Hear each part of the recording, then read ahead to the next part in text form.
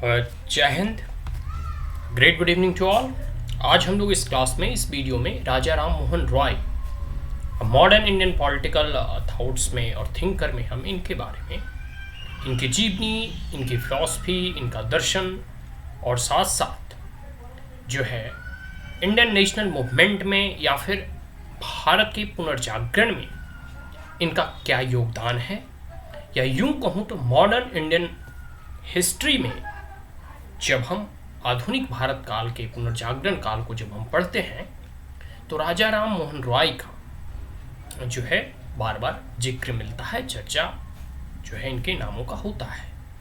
तो इनके पूरे के पूरे विचार, इनका दर्शन और साथ साथ इनके ब्रिटिश सरकार के प्रति इनके दृष्टिकोण, पर्सपेक्टिव, नज़रिया और इनके क्या ओपिनियंस थे, इनके बारे में जानने का प्रयास करेंगे। तो आइए आगे बढ़ते हैं।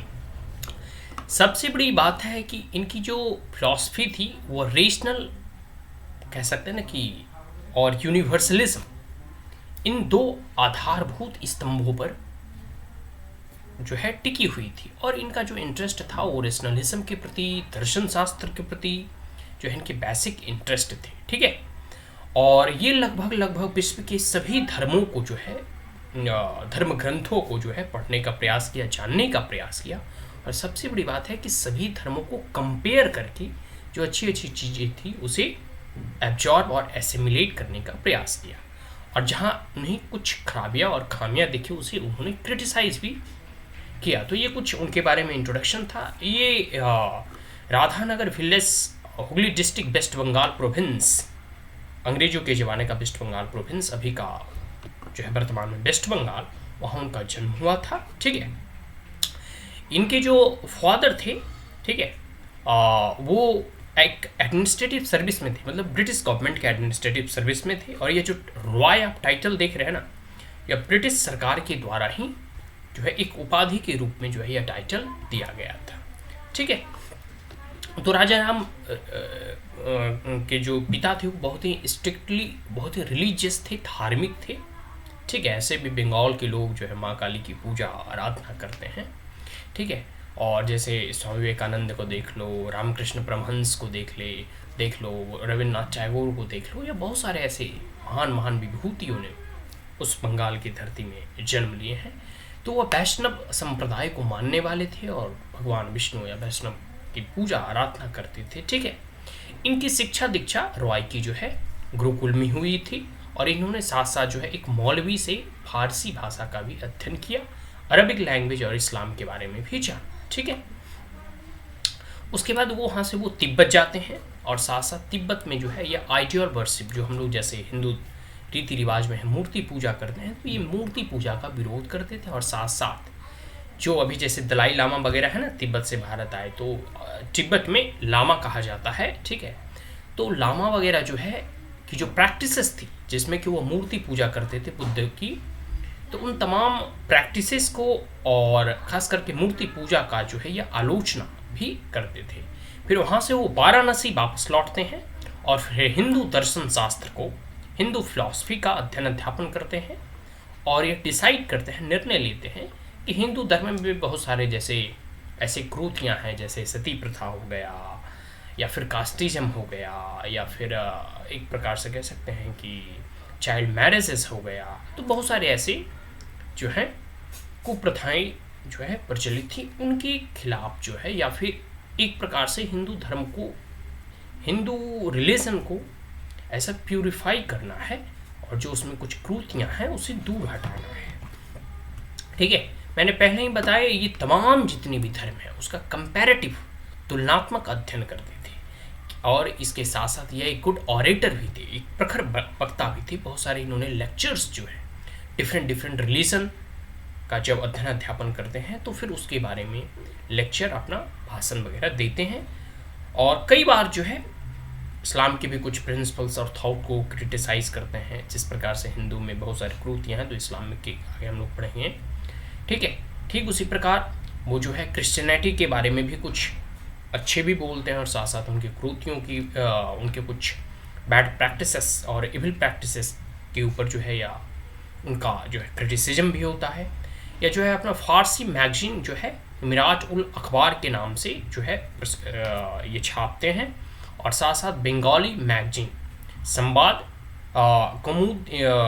कौमुदी के नाम से जो है यह बंगाली मैगजीन भी छापते हैं। ठीक है, और साथ साथ इन्होंने अपना एक बुक भी लिखा है Tuhfatul Muwahhidin, a gift to those who believe in monotheisms. जो मोनोथीजम जो मतलब एक गॉड में बिलीव करना, एकात्मवाद भी इसे कहते हैं, इन सिद्धांतों को जो मानने वाले हैं, तो ऐसी इन तमाम रचनाओं का इन्होंने रचना किया। ठीक है, और सबसे बड़ी बात है, इनका मानना था कि पूरे के पूरे जितने भी धर्म हैं, विश्व के जितने भी रिलीजन हैं, और अपने अपने धर्मों के डिफरेंट अनुयायी हैं, उनके उपासक हैं। ठीक है, तो उन तमाम जितने भी धर्म हैं, उन तमाम में एक चीज कॉमन है कि एक ऐसा सुपर नेचुरल पावर है जिसके ऊपर सभी की आस्था है और सभी का उस पर विश्वास है, और जितने भी फॉलोअर्स हैं वो कहीं ना कहीं किसी भी एक भगवान में, ईश्वर में बिलीव करते हैं, एक ऐसी असीम शक्ति। ठीक है, एक ऐसे ब्रह्म। ठीक है, आगे ये अर्ज करते हैं वन यूनिवर्सल रिलिज्म। मैंने पहले ही बताया रेशनलिज्म और यूनिवर्सलिज्म के दो ऐसे पॉइंट हैं, दो ऐसे बेसिक टेनेंट्स हैं, ट्रेड्स हैं, जो अगर राजा राम मोहन रॉय की फिलॉसफी और दर्शन के बारे में जब बात होती है तो इन दो यूनिवर्सलिज्म और कह सकते हैं रेशनलिज्म पे बात की जाती है। ठीक है, तो वन यूनिवर्सल रिलीजन की ये बात करते हैं। ठीक है, कुछ दिनों तक इन्होंने east India company at Rangpur में भी काम किया, और उसके बाद उन्होंने फिर कुछ सालों के उपरांत जो है वो जैनिज्म मतलब जैन धर्म के बारे में भी इन्होंने अध्ययन अध्यापन किया। तो ये इनके बारे में कुछ प्रमुख चीज़ें देखने को मिलता है। और अमित्य सभा को जो है ये इस्टेब्लिश करते हैं इन 1815 ईस्वी में। अतिम्य सभा ATMIY आत्मीय सभा शायद हुआ है इसका हिंदी टर्म। ठीक है, और साथ साथ जो है कुछ ऐसे इविल प्रैक्टिसेस थे जैसे trafficking among the girls and the caste system, ये तमाम चीज़ें जो थी। और साथ साथ सबसे बड़ी बात है, ये जो स्ट्रगल की है वह प्रैक्टिस अगेंस्ट द सती, जो सती प्रथा थी उनके अगेंस्ट जो है इन्होंने जो है एक लंबा संघर्ष किया, और अंततः अंग्रेजों को मनाने में सक्सेसफुल हुए ताकि इस सती प्रथा को एबॉलिश किया जाए। ठीक है, फिर सबसे बड़ा इन्हें स्कॉलर इस रूप में भी माना जाता है कि राजा राम मोहन रॉय जो कई एक भाषाओं के जानकार थे।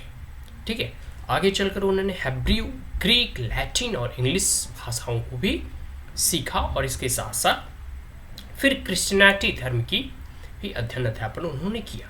ठीक है, और इन्होंने अपना एक आर्टिकल जो है लिखे हैं, वह है the precept of Jesus the guide to happiness. ठीक है, जो कि बहुत प्रसिद्ध हुआ, और साथ साथ यह कुछ ऐसे unscientific parts of the Bible और अनवर्दी जो लायक नहीं है या अनसाइंटिफिक है, जो अवैज्ञानिक है। ठीक है, ऐसे कुछ पार्ट्स ऑफ बाइबल को भी यह क्रिटिसाइज भी करते हैं। इसको लेकर जो है अंग्रेजों में बहुत हाई तवा भी मच जाता है। ठीक है, और इनकी यह इच्छा होती है कि विश्व में एक यूनिवर्सल रिलीजन, ठीक है, by the methods of consensus, लोगों की सहमति के बाद ही, मतलब सब जब लोग सारे सहमत हो तो एक ऐसे वैश्विक धर्म की स्थापना की जाए। ठीक है, जो कि सभी लोगों में मान्य हो, और साथ साथ यूनिटी ऑफ एक प्रकार से unity all wanted to unity all good principles from all religion. ठीक है, जितने भी धर्म हैं जिसमें अच्छे अच्छे प्रिंसिपल्स हैं, अच्छे अच्छे सिद्धांत हैं, अच्छे अच्छे आइडियाज़ हैं और जो दर्शन हैं, उन सभी को एकत्रित करके और सभी में पूरे के पूरे विश्व में एक यूनिवर्सल धर्म की, एक वैश्विक धर्म की स्थापना करने की ये बात करते हैं। और एक ऐसा धर्म हो जिसमें कि सर्वमान्य हो, सभी लोगों, सभी जो है जितने जितने संप्रदाय, धर्म और मजहब के लोग हैं सब में मान्य हो। ठीक है, आगे चलकर जो है इन्होंने ब्रह्मो समाज की जो स्थापना करते हैं उसमें किसी भी मूर्ति विशेष की पूजा नहीं की जाती है, बल्कि एक मंदिर का निर्माण होता है जिसमें कई एक संप्रदाय और धर्म के लोग आके अपने अपने तरीके से वो पूजा कर सकते हैं। ठीक है, तो ये जो है इनकी यूनिवर्सल रिलीजन का सिद्धांत है। ठीक है, और आगे है सबसे बड़ी बात है कि उस मंदिर में, उस ब्रह्म समाज के मंदिर में जो है, जो डिफरेंट मतांतर के लोग आते हैं, धर्मों के लोग आएंगे, वो अपने अपने व्यूज़ को एक्सचेंज करेंगे, डिस्कस करेंगे, और साथ साथ कुछ जो प्रॉब्लम्स होंगे, कुछ चिंताएं और कुछ जो कंसर्न होंगे, उसे वो सॉर्ट आउट करने का प्रयास करेंगे। ठीक है। ही नेवर सपोर्टेड मोनार्की, वो कभी भी राजतंत्र या राज्य व्यवस्था को सपोर्ट नहीं किया, वो हमेशा डेमोक्रेटिक मूवमेंट को सपोर्ट करते थे। इसलिए उन्होंने कई एक बार जो है इंग्लैंड और फ्रांस का भी दौरा किया। मतलब लोकतांत्रिक व्यवस्थाओं और लोकतांत्रिक मूल्यों के वो समर्थक थे। अंत में वो जब वहाँ से वापस लौट रहे थे तो फ्रांस से और यूरोपियन नेशन से, तो ब्रिस्टॉल इंग्लैंड में एक जगह है, वहाँ इनका स्वर्गवास हो गया, देहांत हो गया। तो ये इनकी कुछ जीवनी थी और इनके डिफरेंट विचार, जैसे एजुकेशन पे इनके क्या विचार है, ब्रिटिश को लेकर इनके क्या ओपिनियंस हैं, ब्रिटिश गवर्नमेंट को लेकर उस वक्त। ठीक है। उसके बाद डेमोक्रेटिक फॉर्म ऑफ गवर्नमेंट होना चाहिए या नहीं होना चाहिए, इन तमाम चीज़ों के बारे में कुछ पॉइंट्स हम लोग डिस्कस करेंगे। सबसे बड़ी बात है कि इनकी जो फिलॉसफी है और प्रिंसिपल ऑफ जो लिबर्टी है, स्वतंत्रता, स्वच्छंदता, इन पर इनका जो है बहुत नहीं, एक प्रकार से कह सकते हैं भरोसा था या है। या सबसे बड़ी बात है कि यह लिबर्टी को बहुत ही फोर्सफुली और एक प्रकार से कह सकते हैं बहुत जोर देकर लिबर्टी के ये समर्थक थे। लिबर्टी के सिद्धांतों का यह बहुत ही जो है एक प्रकार से समर्थन देते थे। ठीक है। तो जैसे स्पेनिश कॉलोनीज इन साउथ अमेरिका था, उसे लिबरेट करने की बात करते थे। ठीक है। और इसके लिए इन्होंने पार्टी भी ऑर्गेनाइज किया था। ठीक है। आगे है यह Greek to fight against Turks, और ग्रीक जो है वो टर्की से आज़ादी के लिए जो फाइट कर रहा था उसका भी इन्होंने सपोर्ट किया। फ्रीडम ऑफ आयरलैंड के बारे में भी, कि आयरलैंड भी फ्री हो, इसके लिए भी इन्होंने सपोर्ट किया। फिर आगे है he supported the reform act of 1832 of the British parliament, और ब्रिटिश पार्लियामेंट का 1832 का जो रिफॉर्म था इसका भी इन्होंने समर्थन किया। Royce supported freedom movement all over the world but he never demanded freedom for India, और इसको लेकर बहुत लोग इसकी आलोचना भी करते हैं कि आप पूरे विश्व में स्वतंत्रता और लिबर्टी की तो बात करते हैं, लेकिन उस वक्त जो भारत गुलाम था, अंग्रेजों का आधिपत्य जो भारत पर था, तो भारत की स्वतंत्रता के लिए आपने कभी भी आवाज़ नहीं उठाया। इसके लिए जो है इनकी बहुत लोग आलोचना भी करते हैं। लेकिन उस कार्यकाल में, मतलब राजा राम मोहन रॉय के समय जो है क्या स्थिति थी और इनके क्या ओपिनियन थे, इसके बारे में भी जान लेते हैं। He was of the opinion that the Indians don't have the vibrant nationalist qualities. देखो, बहुत सारे राजे रजवाड़े थे, तो इनका ऐसा मानना था कि अभी भारत में वैसे नेशनलिस्ट क्वालिटीज़ नहीं है, और इनको यह भय था कि अगर ब्रिटिश जो है अभी तुरंत जो है भारत छोड़कर चला जाता है तो भारत में फिर से अराजकता, अनार्की एंड चॉइस की स्थिति उत्पन्न हो जाएगी, आपस में सब लड़मर कटेंगे, क्योंकि बहुत सारे राजे रजवाड़े थे, युद्ध चलते रहता था। तो ठीक है, तो एक प्रकार से इस विचारों को लेकर वह नहीं चाहते थे कि अंग्रेज अभी जाए, और सबसे बड़ी बात है उनका ऐसा मानना था कि एक समय आएगा जब भारत के लोग जो है democratic principles, liberty, equality and fraternity, और जो भी लोकतांत्रिक अवधारणा है, लोकतांत्रिक जो मूल्य है, उससे जब ये परिचित हो जाएंगे, उसके बारे में जब ये जान जाएंगे, तब जो है ये अपने देश को जो है India free country for Indians will meet all the conditions of eligibility, और जब तमाम एलिजिबिलिटी क्राइटेरिया जो होनी चाहिए एक फ्री नेशन की, आखिर सरकार कैसे चलाना है, सरकार किन मूल्यों पे आधारित होगा, तो ये तमाम चीज़ों को जब भारतीय जान जाएंगे, समझ जाएंगे, उसके बाद जो है ब्रिटिश को यहाँ से जाना होगा और भारत लोकतांत्रिक तरीके से जो है पूरी शांतिपूर्ण व्यवस्था को स्थापित कर पाएगा और एक स्टैब्लिश गवर्नमेंट की कर पाएगा, जो भी आने वाले समय में 1947 में हमारी आज़ादी के साथ ये पूरे के पूरे भारत देश में अब जो है एक लोकतांत्रिक व्यवस्था, साथ साथ लिबर्टी की भी बात कही गई है। भारत में जो है फ्रीडम ऑफ एक्सप्रेशन हो गया, ठीक है, और बहुत सारे आप जब देखेंगे आर्टिकल 12 से आर्टिकल 35 तक जो है बहुत सारे मौलिक अधिकार के रूप में हम, जिसमें इक्वलिटी जो है की बात कही गई है, फ्रीडम ऑफ एक्सप्रेशन की बात कही गई है, लिबर्टी की भी प्रियम्बल वगैरह में भी जिक्र मिलता है, ठीक है। और आगे है फ्रीडम ऑफ एक्सप्रेशन के बारे में इनके क्या विचार है। सबसे बड़ी बात है कि यह प्रेस के प्रमुख समर्थक थे। लिबर्टी का तो समर्थक थे ही, ठीक है, लिबर्टी की हमने बात की। साथ साथ ये फ्रीडम ऑफ प्रेस की आज़ादी, जो अखबार वगैरह होता है, इनका ऐसा मानना था कि प्रेस जो है सरकार की खामियों को उजागर करता है और साथ साथ जो है सरकार को क्रिटिसाइज भी करता है, कोई चीज़ गलत होता है।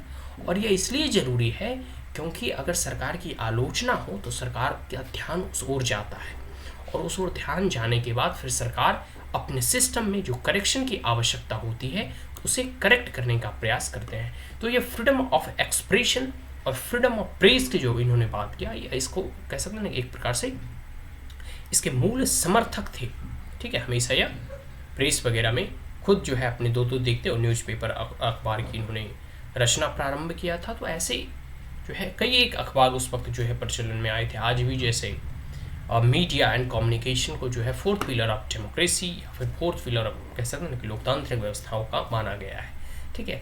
जो भी लोकतांत्रिक जहाँ देश है, अगर वहाँ फ्रीडम ऑफ प्रेस नहीं है तो इट कह सकते हैं कि वह एक लोकतांत्रिक देश है ही नहीं। तो इसलिए ये इसके अनन्य एक प्रकार से कह सकते हैं कि एकदम प्रखर रूप से जो है freedom of press, freedom of expression के समर्थक थे। आगे right to life and property, right to life and property के बारे में ये कहते हैं कि he also favored the interference of the government in socio-economic and political matter in order to maintain equality and social justice।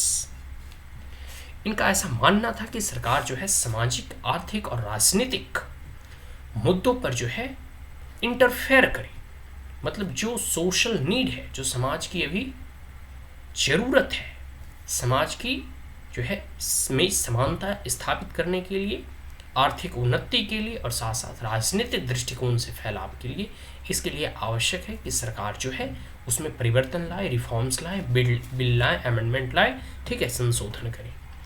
सबसे बड़ी बात है अपोजिशन ऑफ सती प्रथा जो उस वक्त प्रचलित थी। तो राजा राम मोहन रॉय के प्रेशराइज्ड के बाद ही ब्रिटिश सरकार ने सती प्रथा को बैन करने के लिए नियम कानून लाती है, ठीक है। बंगाल प्रेसिडेंसी में पहला यह नियम आया, उसके बाद पूरे के पूरे भारतवर्ष में जो है इसे लागू किया गया। साथ साथ यह विडो रीमैरिज के भी पक्ष में थे, ठीक है, और साथ साथ चाइल्ड मैरिज के अगेंस्ट में थे, बाल विवाह प्रथा जो थी उसके विपरीत थे, और साथ साथ पॉलीगैमी बहुविवाह प्रथा के भी यह खिलाफ थे। तो ये सब इनके कुछ इंपॉर्टेंट कि वुमेन्स अपलिफ्टमेंट और वुमेन एम्पावरमेंट के लिए राजा राम मोहन राय के क्या विचार है, तो ये कुछ इंपॉर्टेंट पॉइंट आप नोट कर सकते हैं। आगे इनका विचार है कि आखिर भारत ने, मतलब उस वक्त अंग्रेजों का आधिपत्य भारत पर था, तो आखिर भारत किस प्रकार से अपना फ्रीडम जो है लूज कर देता है, मतलब किस प्रकार से अंग्रेज का गुलाम हो जाता है। तो उसमें कुछ बेसिक पॉइंट्स हैं। सबसे पहला है conflict between different princely state. जो भी प्रिंसली स्टेट थी, जो राज्य रजवाड़े थे, उन दोनों में कॉन्फ्लिक्ट हो रहा था, लड़ाइयाँ हो रही थी, ठीक है। यह भी एक कारण बना जिसमें कि अंग्रेज दोनों को लड़वाकर आपस में जो है फूट डालो और शासन करो की नीति के अनुसार जो है दो राजाओं को लड़वाकर एक राजा के साथ मिल जाता था, दूसरों को पराजित कर लेता था। तो जो हार गया तो सो तो हार ही गया, और जो जीता वह भी उसके अधीनस्थ बन गया। आगे इनकम्पिटेंस ऑफ लोकल रूलर, जो लोकल रूलर थे वह भी इनकम्पिटेंट थे, ठीक है। आगे lack of knowledge of advance combat methods and strategic techniques, और जो अंग्रेजों से लोहा लेने, अंग्रेजों से लड़ने के लिए जो टेक्निक्स और तकनीक की आवश्यकता थी, जो नॉलेज की आवश्यकता थी, उसे कम्बैट करने के लिए वह भी एज कंपेयर टू ब्रिटिश उतना एडवांस्ड नहीं था। आगे है लैक ऑफ साइंटिफिक डेवलपमेंट। देखो मुगल पीरियड प्रारंभ होने के बाद सिर्फ और सिर्फ रिलीजियस उन्माद ही आगे बढ़ा, जो साइंस एंड टेक्नोलॉजी का जो डेवलपमेंट होना चाहिए वो नहीं हुआ, ठीक है। आगे है absence of feeling of nationalism among the people, और जो राष्ट्रीयता की जो भावना होनी चाहिए थी उसकी कमी, एंड एक्सेसेस ऑफ रिलीजन, और धार्मिक उन्माद बहुत अधिक था, एंड कास्ट सिस्टम, ठीक है, जाति प्रथा बहुत अधिक मात्रा में प्रचलित था। तो ये सब बहुत सारे ऐसे फैक्टर्स थे which lead to the lost of freedom of India, ठीक है, and become a colony of the British Empire. आगे है perceptions about the British Raj. British Raj के प्रति इनका क्या नजरिया था, ठीक है। इनका ऐसा नज़रिया था कि British crown just like our authority, जो अथॉरिटी होती है, जो शासन करती है, उसी के तरह जो है ब्रिटिश भी शासन कर रही है भारतीयों के ऊपर, ठीक है, और भारतीयों के लाभ के लिए। लेकिन सबसे बड़ी बात है कि जो एडमिनिस्ट्रेटर हैं, जो प्रशासक हैं, वो बहुत ही करप्ट हैं, बहुत ही घूसखोर हैं, और वह भारतीयों का शोषण करते हैं, बहुत ही नैरो माइंडेड हैं। आगे है, Roy was often criticised for supporting the British government, और इसको लेकर राजा राम मोहन राय की कड़ी आलोचना की जाती है कि आखिर वह ब्रिटिश गवर्नमेंट को जो है सपोर्ट क्यों करते थे, ठीक है। लेकिन सबसे बड़ी बात है कि इन्होंने कभी भी ब्रिटिश गवर्नमेंट का जो है एकदम अंधाधुन, मतलब आंख बंद करके सपोर्ट नहीं किया। जैसे फ्रीडम ऑफ प्रेस को लेकर ब्रिटिश सरकार की हमेशा आलोचना करते थे, जैसे करप्ट एडमिनिस्ट्रेटर को लेकर ब्रिटिश सरकार की आलोचना करते थे, और साथ साथ जिस प्रकार से भारत का धन संपदा जो है ड्रेन किया जा रहा था, drain of wealth from the India, और इकोनॉमिकली भारत को लूटा जा रहा था, आर्थिक रूप से भारत का शोषण किया जा रहा था, इसको लेकर ब्रिटिश सरकार की वह कड़ी से कड़ी आलोचना किया करते थे। आगे फेवर द ब्रिटिश, कुछ पॉइंट्स पे वो ब्रिटिश सरकार के फेवर में भी थे, जैसे दे establish the rule of law in India, ताकि ब्रिटिश जो है भारत में रूल ऑफ लॉ जो है इस्टेब्लिश करेगी। इक्वलिटी बिफोर लॉ, कानून के दृष्टिकोण से सभी समान होंगे। फ्रीडम टू इंडिया, साथ साथ भारत को स्वतंत्रता मिलेगी।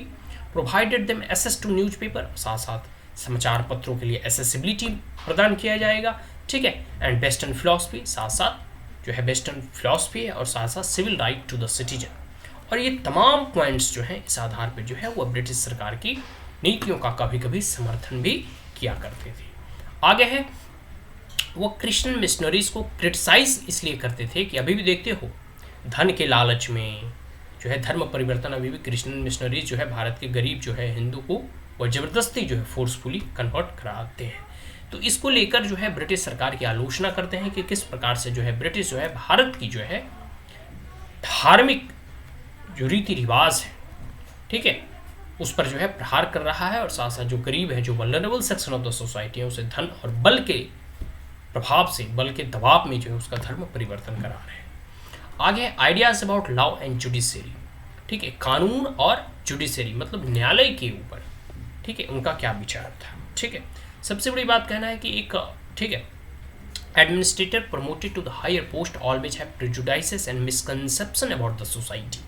इनका ऐसा मानना था जो एडमिनिस्ट्रेटर हैं, जो कि हाई रैंक पे जाते हैं, हाई पोजीशन पे जाते हैं, उनका भारतीय समाज के प्रति और भारत के प्रति एक मिसकंसेप्शन है और प्रेजुडाइसेस है, मतलब पूर्व धारणा है, जो कि ठीक नहीं है। एक जो है था ना वाइट सुप्रीमेसी और रेशियल डिस्क्रिमिनेशन, तो ये हमेशा उन्हें लगता था कि अंग्रेज जो है या फिर वाइट जो है वो सुप्रीम है as compare to Indians, but in reality ये सत्य नहीं है, ठीक है। तो they can't think beyond these limitations, and these limitations reflect in the laws and rules they make and also in the governance। और यह लिमिटेशन जो है नियम कानून जब बनता था उसमें वो झलक उसके मिलती थी, ठीक है। और साथ साथ जो है इनका ऐसा मानना था कि जो नियम कानून का फॉर्मुलेशन है वो ब्रिटिश पार्लियामेंट के द्वारा, ब्रिटिश क्राउन के द्वारा बनाया जाना चाहिए, ना कि जो ब्रिटिश एडमिनिस्ट्रेटर भारत में जो प्रशासनिक सेवा के लोग हैं, जो कार्य को कर रहे हैं, उनके द्वारा। क्योंकि प्रशासक का काम है कोई भी चीज़ को इम्प्लीमेंट कराना, ना कि नियम का निर्माण करना। नियम का फॉर्मुलेशन जो है, रूल्स एंड रेगुलेशन का फॉर्मुलेशन जो है, लेजिस्लेटिव बॉडी ब्रिटिश पार्लियामेंट का ही दायित्व होना चाहिए। तो इसको लेकर जो है यह इसकी आलोचना करते हैं, ठीक है। लेकिन यह फेवर करते हैं कोडिफिकेशन ऑफ द लॉ, और ऐसा सोचते हैं कि भारत में भी एक रिटेन कॉन्स्टिट्यूशन होना चाहिए ताकि यहाँ की शासन व्यवस्था जो है सुचारू रूप से चल सके, ठीक है। और साथ साथ जो भी नियम कानून बने, यहाँ के रीति रिवाज, कस्टम एंड ट्रेडिशन जो भी समाज का होता है, उसे नज़रअंदाज नहीं किया जाना चाहिए। On the contrary the law should reflect the culture of the society. और जो भी नियम कानून बनते हैं वह समाज का एक दर्पण होता है, उसका एक रिफ्लेक्शन होता है, ठीक है।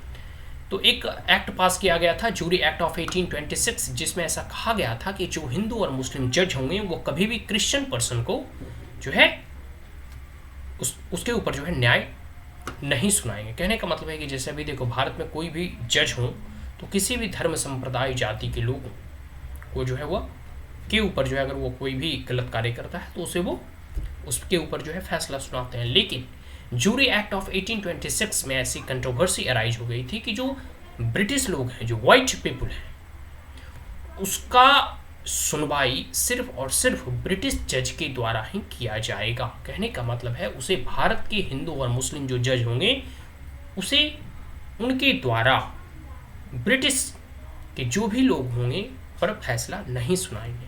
तो ये जो चीज़ है यह एक डिस्क्रिमिनेशन है, रैशियल डिस्क्रिमिनेशन, जिसको लेकर राजा राम मोहन राय जो है इसे अपोज करते हैं और इसकी कड़ी आलोचना करते हैं। ठीक है, और साथ साथ कहते हैं इशू ऑफ करप्शन वगैरह हो गया जो जुडिशियल प्रोसेस में है।